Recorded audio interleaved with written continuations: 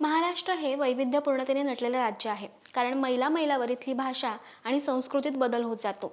या बदलातूनच आपल्या राज्यातील अनेक गावांमध्ये त्यांच्या अशा काही प्रथा उदयाला आल्या आहेत.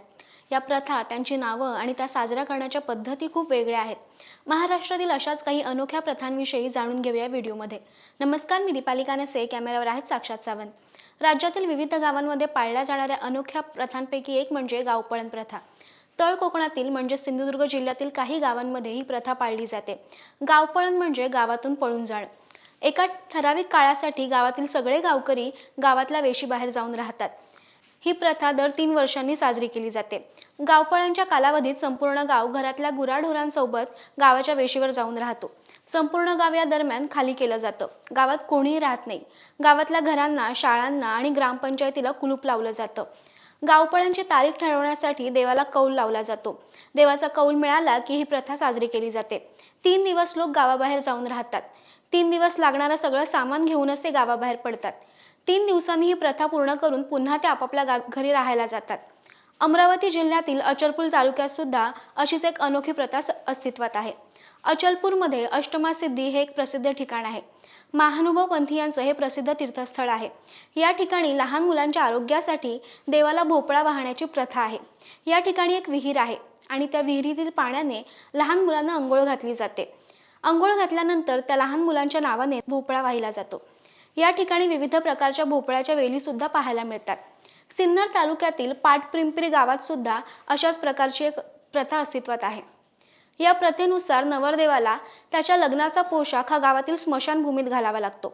या पाटपिंपरी गावातील एखाद्या मुलीचं लग्न असलं की ही प्रथा पाळली जाते.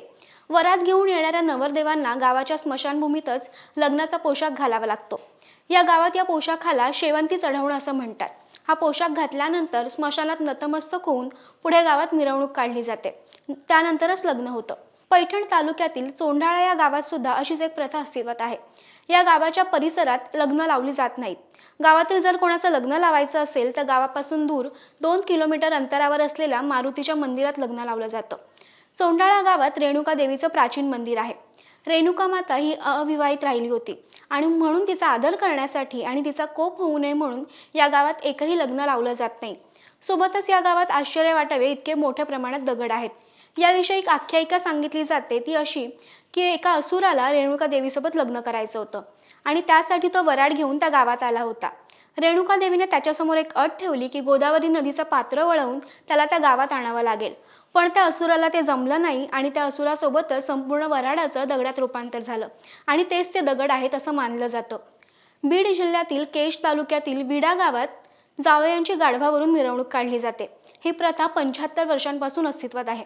धुलीवंदनाच्या दिवशी या गावातील जावयांची गाढवावर बसवून मिरवणूक काढली जाते. त्यानंतर त्यांना त्यांच्या आवडीचे पदार्थ खाऊ घातले जातात. तर या होत्या महाराष्ट्रातील काही गावातील अनोख्या प्रथा.